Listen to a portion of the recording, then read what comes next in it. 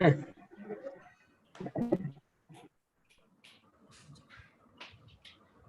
RCM all of you. अभी हम live है यूट्यूब पे और सभी लोगों का स्वागत करते हैं आज के इस शानदार, जानदार और ऐतिहासिक प्रोग्राम में। आरसीएम बिजनेस के इतिहास में आज का दिन बहुत ही महत्वपूर्ण और स्वर्णिम अक्षरों में लिखा जाएगा। तो जितने भी लोग अभी हमारे साथ जुड़ रहे हैं वो इस लिंक को शेयर कर सकते हैं। और जो पहले हमने लिंक क्रिएट किया था उसमें कुछ टेक्निकल चैलेंज थे, इस वजह से उसको हटाना पड़ा। तो चिंता नहीं करें, आज का जो प्रोग्राम है वो रिकॉर्ड होगा और आप सबके साथ शेयर भी किया जाएगा।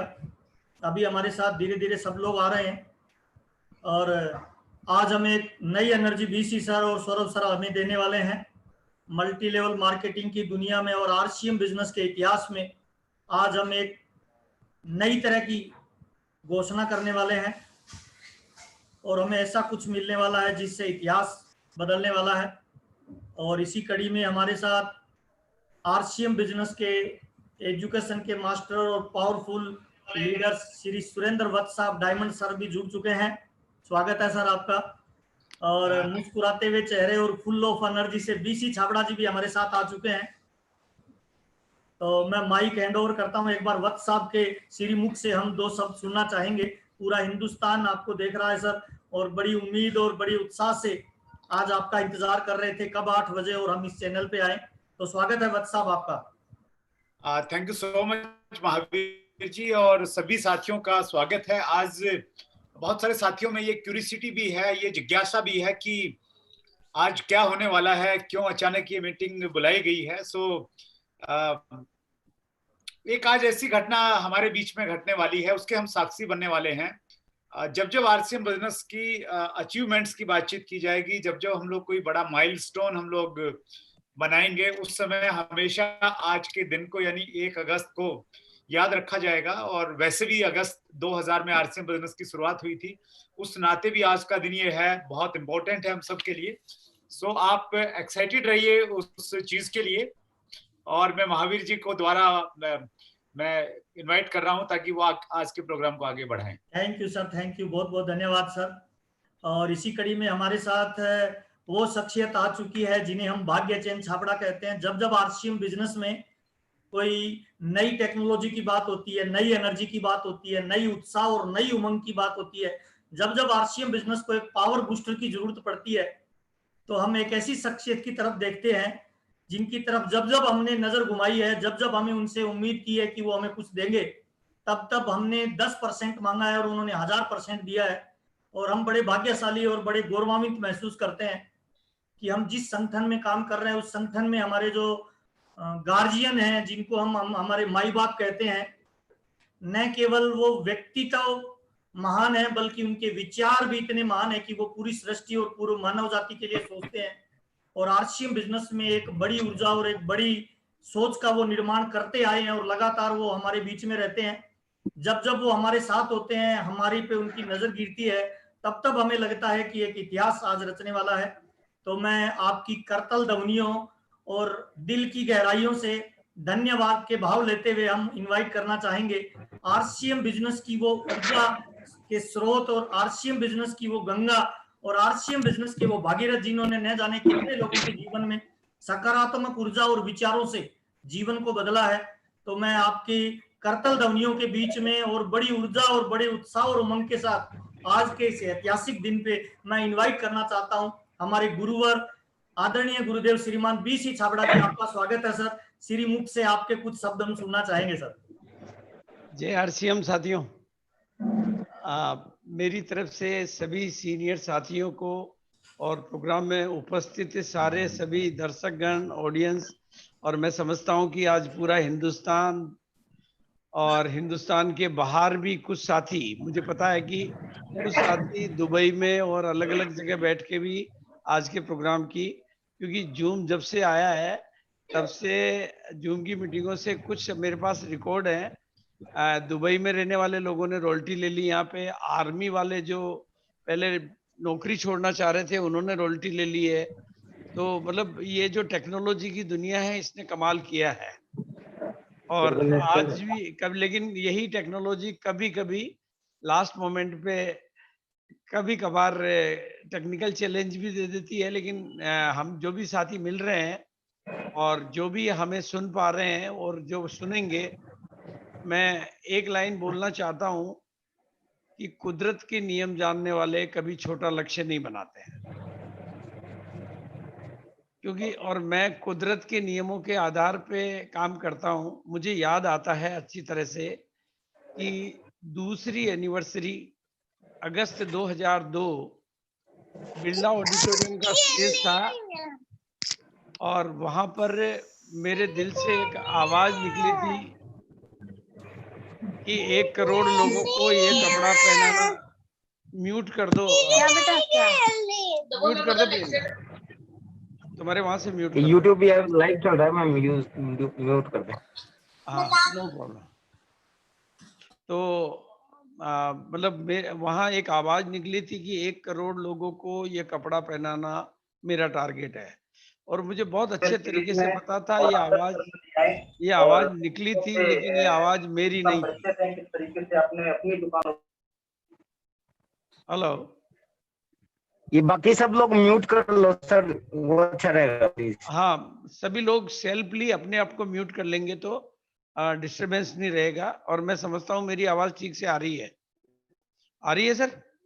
हाँ, बीसी सर, मैं सबको एक बार म्यूट कर रहा हूं, तो आप अपने आप को अनम्यूट कर लेना। हाँ, मैं वापस कर लूंगा अनम्यूट। मेरे को वैसे भी स्क्रीन शेयर कर।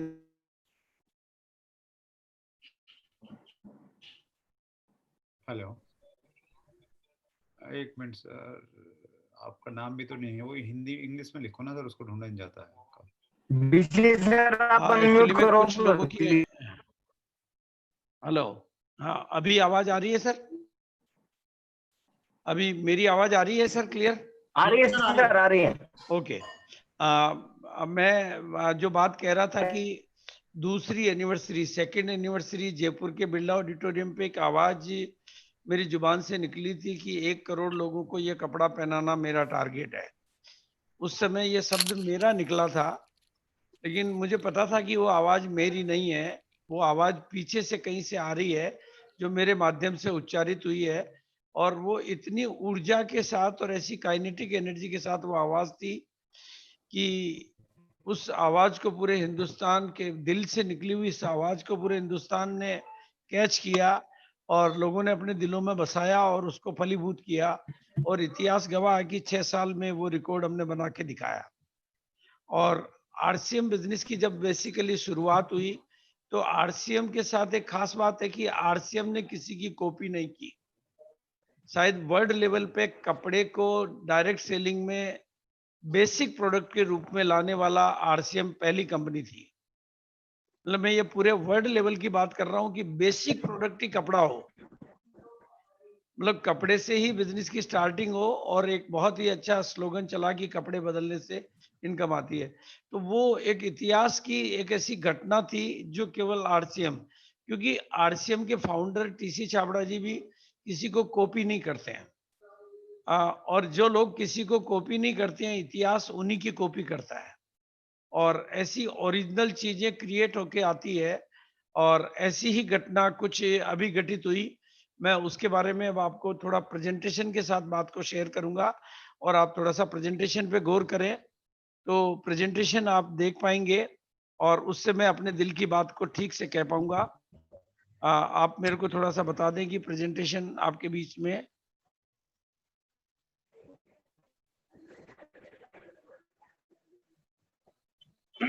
हाँ, प्रेजेंटेशन आ रहा है सर? यस सर, आ रहा है। हाँ जी जी।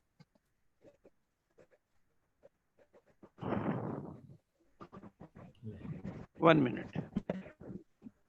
हाँ, हाँ, जिस तरह से दूसरी एनिवर्सरी पे जयपुर के बिरला ऑडिटोरियम में एक आवाज निकली थी कि 1 करोड़ लोगों को ये कपड़ा पहनाना मेरा टारगेट है 25 मई को।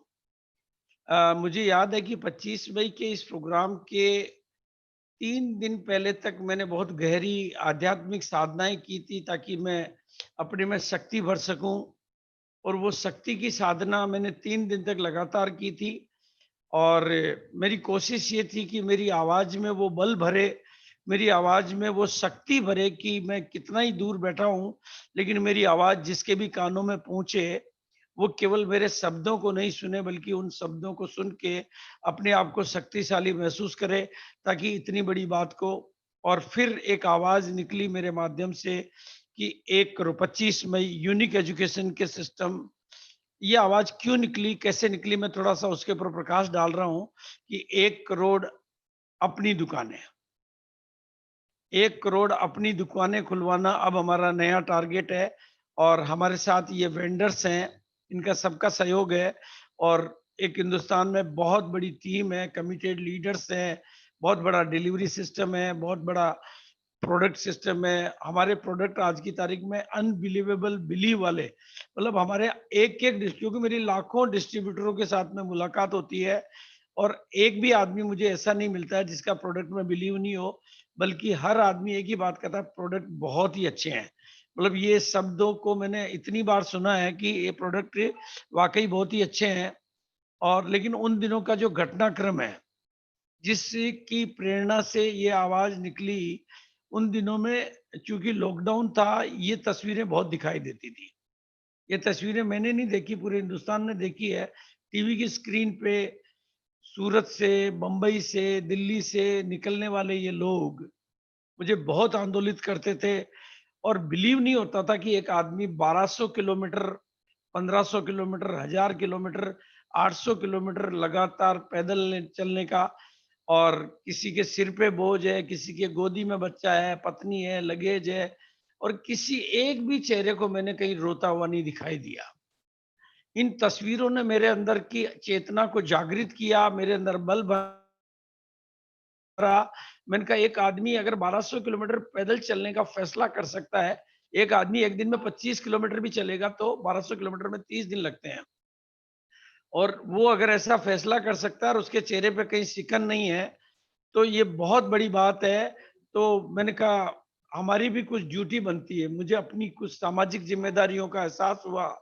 उन दिनों में आत्मनिर्भर भारत की बात हमारे माननीय प्रधानमंत्री जी मोदी जी के माध्यम से कही गई, चाइना वार की, चाइना के साथ का झगड़ा, ये सब जो चीजें थी अंदर से आंदोलित करती थी।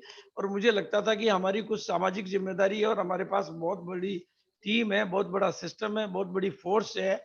और एक नियम कहता है कि अगर आपके पास रोशनी है तो आप रोशनी को अंदर लेके नहीं बैठ सकते।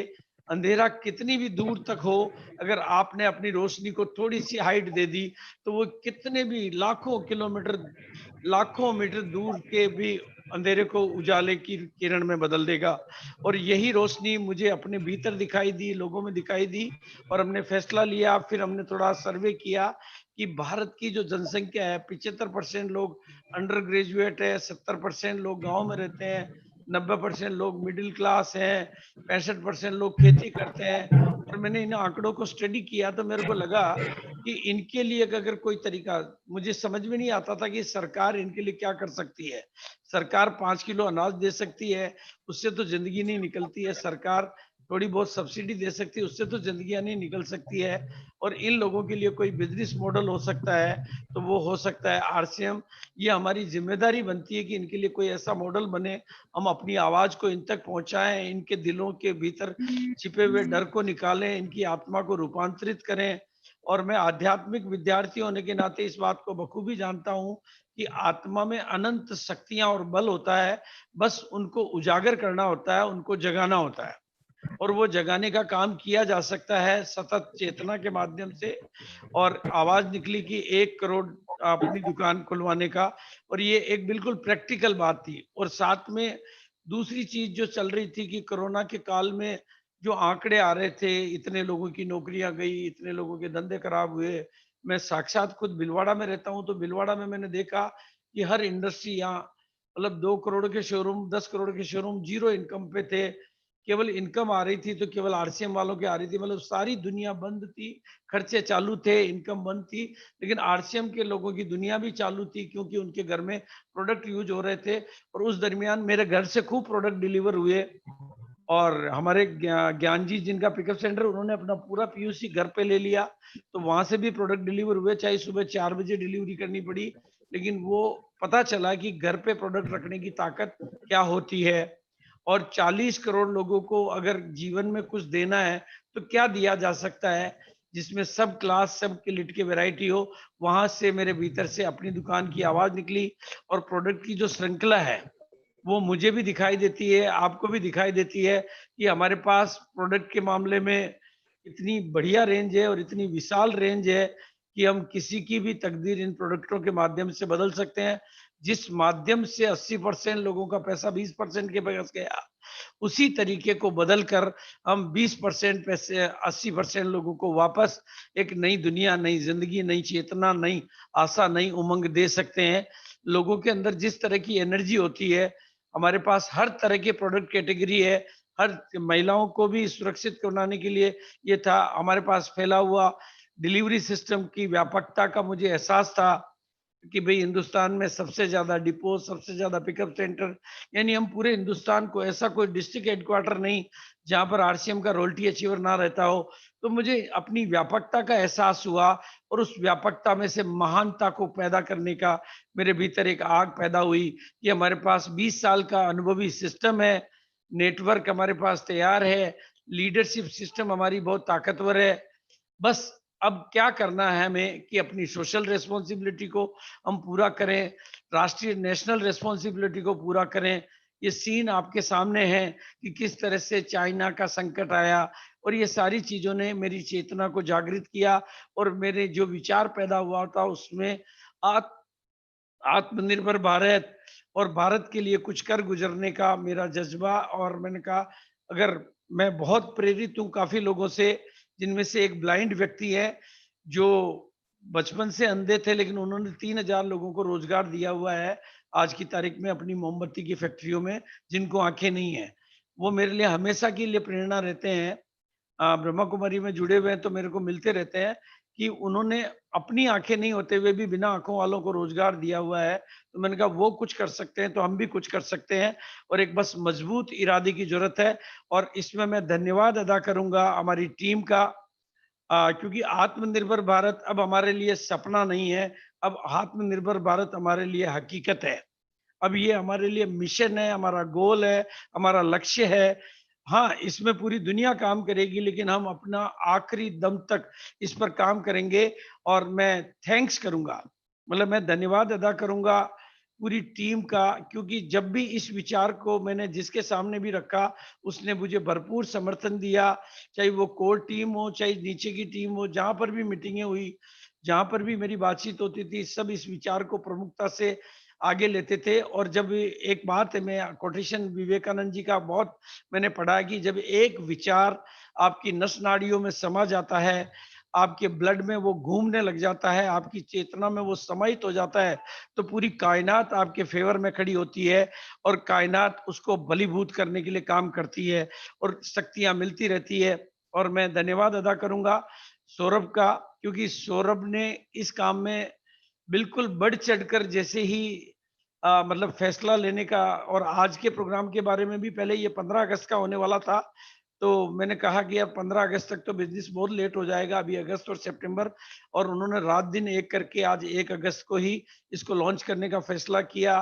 कोर टीम के साथ में मीटिंगें हुई और इस पे फैसले हुए, काफी सारे डिस्कशन हुए कि कोई गलती नहीं रहनी चाहिए, एक ऐसा यूनिवर्सल सिस्टम लॉन्च हो।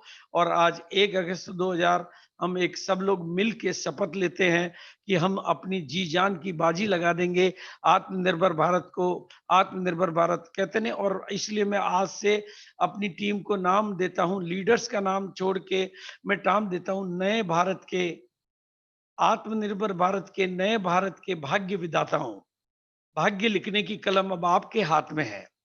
अब आप इस भारत का भाग्य लिखने की कलम आपके हाथ में है। इस कलम को जितना चलाओगे, शक्ति आपके हाथ में है। इस पे जितनी ताकत के साथ आप काम करोगे, वैसा ही नया भारत आपको दिखाई देगा, आपकी पीढ़ियों को दिखाई देगा। और आज की तारीख उसमें इतिहास के पन्नों में दर्ज होगी। 1 अगस्त इतिहास के पन्नों में दर्ज होगी। और जो भी आज इन शब्दों को सुन रहे हैं, वो अपने दिलो दिमाग में इस बात को छाप लेंगे कि अब हमें कुछ एक नया इतिहास बनाना है। फ़ॉन्ट्स कुछ चेंज हुए हैं, हमें कमिट करना है। और एनिवर्सरी की तारीख सौभाग्य से हमारे सामने है। कि 22 नवंबर की तारीख हमारे सामने तुरंत आ गई है और 2 महीने का समय है। और ये भी आप सबको पता है कि ये भी लार्जेस्ट और एक बहुत ही विशाल सेलिब्रेशन, मतलब वो भी विश्व इतिहास की घटना वाला सेलिब्रेशन हम लोग ऑर्गेनाइज करने वाले हैं। मतलब और नई रोल्टियों के ऊपर जैसे ही घोषणा हुई है कि नई रोल्टियों का भी सेलिब्रेशन होगा, और आज अपनी दुकान ये दोनों कॉम्बिनेशन मिला के मैं समझता हूँ हजारों लोगों को, लाखों लोगों को नई रोल्टी के लिए प्रेरणा दे सकता है, मार्ग दे सकता है, और पिने बदलने वाले चाहत वाले सभी लोगों को पिने बदलने में सपोर्ट दे सकता है। और ये आधार बन सकता है सारी पिनों का, जिसको हमने नाम दिया था पहले अपनी दुकान। लेकिन मैं अपनी दुकान नाम को उसी तरह से कहूंगा जैसे अभिषेक को बचपन में नाम दिया, मेरे बेटे अभिषेक का नाम हमने घर में टोनी दिया और प्यार से उसका नाम टोनी है, लेकिन कागजों में उसका नाम अभिषेक है। मेरे पोते का नाम वैदिक है कागजों में, स्कूल में, लेकिन मेरे घर पे उसको हम लड्डू कहते हैं।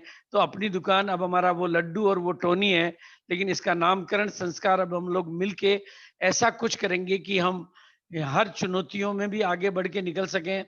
और अब मैं आप सबको कहना चाहता हूं, आज जितने भी लोग, जहां से भी लोग, हिंदुस्तान के हर कोने से लोग जो मेरी आवाज को सुन रहे हैं, जिनके पास मेरी आवाज सुन पहुंच रही है, और मेरे शब्दों पे भरोसा करें, क्योंकि आज आगाज हो चुका है, घोषणा हो चुकी है और सारी शक्तियों का समर्थन मिला है।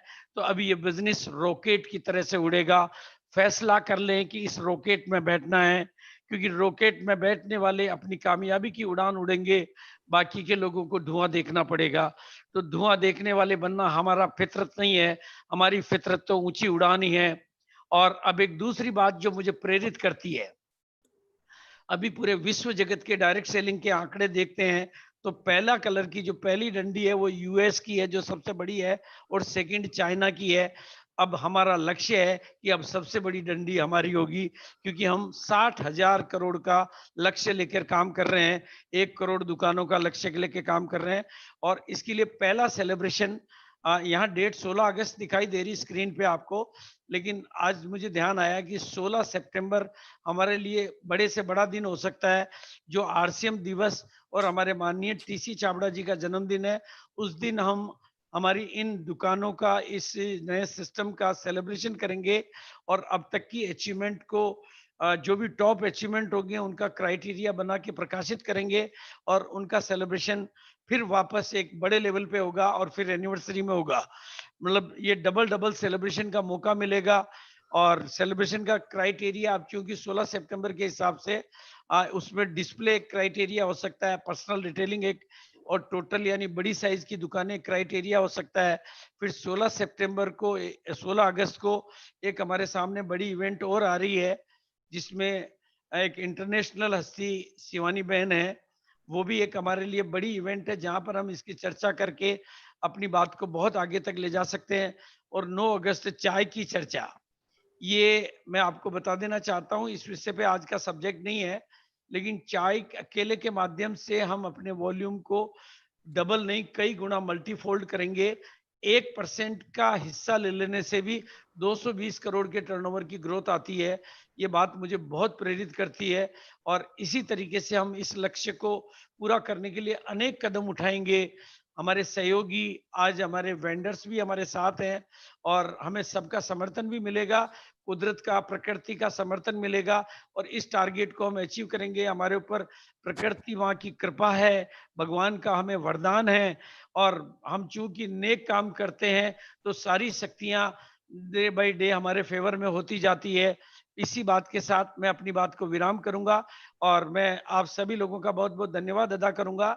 और आज के प्रोग्राम के लिए मैं वापस महावीर जी को हैंड ओवर करूंगा, लेकिन चूंकि केसी जी को मैंने रिक्वेस्ट किया है, उनका 9 बजे का एक अलग प्रोग्राम और है, तो उनका प्रोग्राम का, उनका प्रेजेंटेशन हम पहले दे देंगे, और अगर केसी जी हैं तो, और सौरभ जी इसकी पूरी भूमिका आपके सामने रखेंगे, क्योंकि मॉर्निंग का जो भी प्रेजेंटेशन था उसमें केसी जी ने अपने आप में कमाल किया, और हमारी दोनों की जो विचारधाराएं हैं वो इस तरीके से मिलती है कि जैसे ऊपर से किसी नेटवर्क, एक ही नेटवर्क से जुड़े हुए हों। तो बिल्कुल मैं बहुत ही आभार प्रकट करते हुए सभी साथियों का, कुदरत का, प्रकृति माँ का, और पूरी कायनात का और हमारे गार्जियन टीसी छाबड़ा जी का कि उन्होंने इस अपनी दुकान के इस नए मिशन को अपना वरदस्त समर्थन दिया ताकि हम हिंदुस्तान के लिए एक नई तकदीर और तस्वीर लिखने में कामयाब हों। तो thank you so much. Over to Mahavir ji. बहुत बहुत धन्यवाद सर, बहुत बहुत धन्यवाद सर। जितने कम शब्दों में आपने सर सागर में गागर भरा, उसके लिए बहुत बहुत धन्यवाद सर। जब जब आप आते हैं सर, एक नई ऊर्जा का और एक नई एनर्जी का निर्माण करते हैं सर। और हम सौभाग्यशाली हैं सर कि आप जैसे लोगों का मार्गदर्शन हमें लगातार मिल रहा है। आप जैसे गुरुओं के सानिध्य में रहते हुए हम लगातार कर्म पथ पे आगे बढ़ते जा रहे हैं। इसी श्रृंखला में हमारे साथ जो नेक्स्ट हमारे मेहमान आने वाले हैं, वो केसी जी हमारे साथ जुड़ चुके हैं।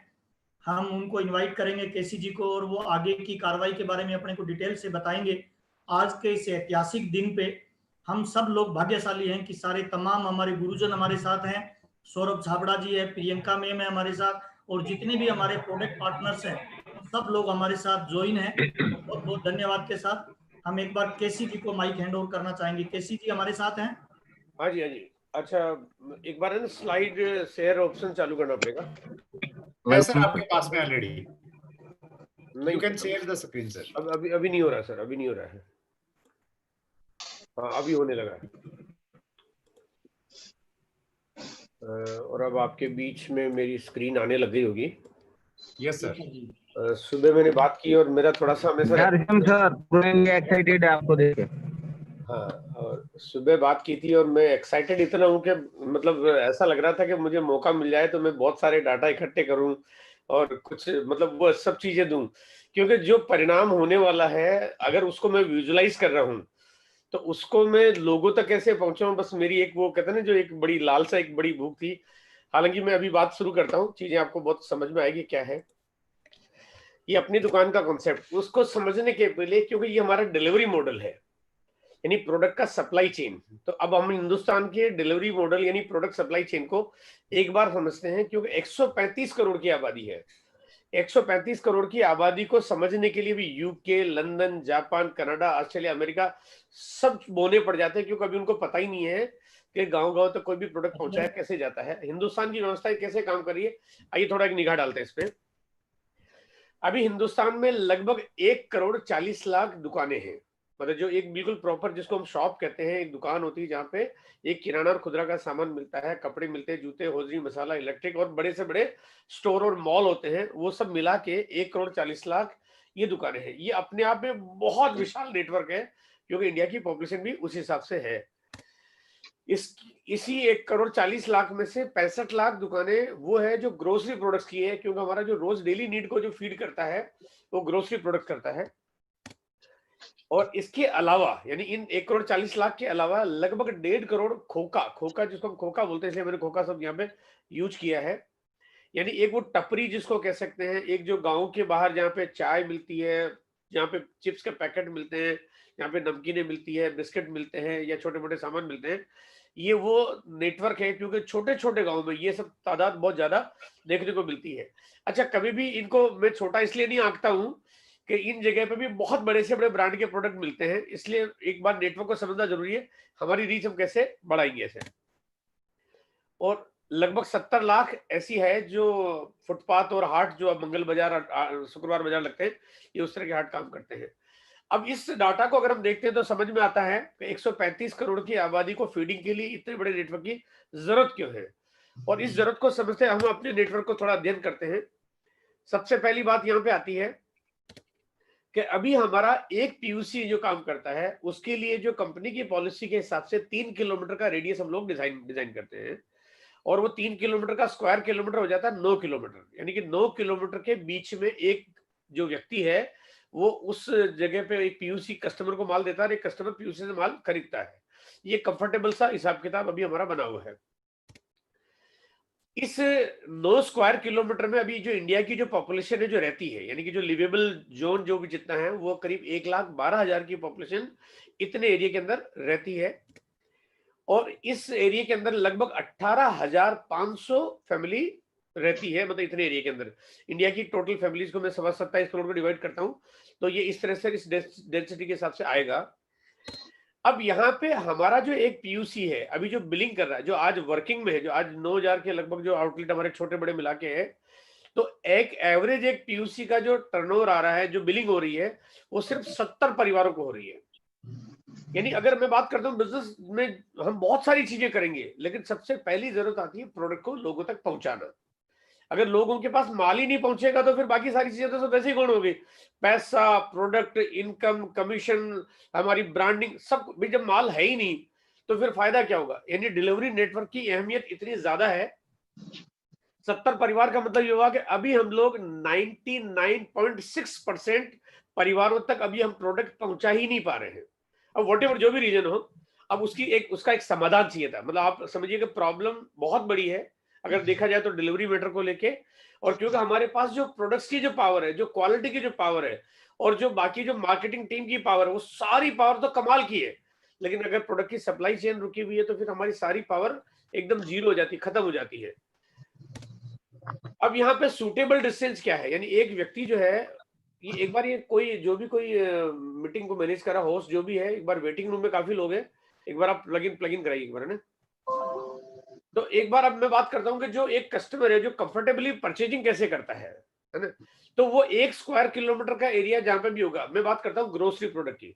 अगर मेरे पास गारमेंट्स है, मेरे को फुटवेयर बाई करना है, मेरे को ज्वेलरी शॉप पे जाना है, तो मैं थोड़ा दूर भी चला जाऊंगा, लेकिन मुझे रोज का साबुन, नमकीन, मसाला, और अगर मुझे आटा, तेल लेना है तो मैं बहुत ज्यादा दूर जाके रोज रोज नहीं खरीदारी करूंगा। एक बार किसी मोटिवेशन फैक्टर से तो चला जाऊंगा।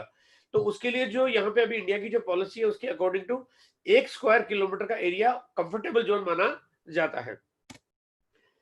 और अगर आज बात करता हूं तो जो हमारे जो पीयूसी है, जो हर आदमी को एक प्रॉपर प्रोडक्ट दे दे, जो चाहिए मिल जाए, और प्रॉपर व्यवस्था उसके पास हो, सप्लाई रेगुलर देता रहे, तो इस तरह के पीयूसी की अगर बात करते हैं तो ये 2000 के लगभग पीयूसी हमारे इस तरह के हैं जो पूरी प्रोडक्ट वैरायटी को रख पाते हैं। इसका मतलब ये है कि जो इंडिया की जो पॉपुलेशन और जो स्क्वायर किलोमीटर डेंसिटी है, उससे अगर देखा जाए तो हमारे को कितने पीयूसी होने चाहिए, तब जाके हम पूरे हिंदुस्तान को फीड कर सकते हैं। अब देखिए, मैं अभी यहाँ पे 1,40,00,000 दुकानें खोलने की बात नहीं कर रहा हूँ, लेकिन हमारे जो प्रोडक्ट्स है वो आम आदमी तक इजीली पहुंच जाए, जो जाके इसलिए दूरी से जाके भी खरीद ले।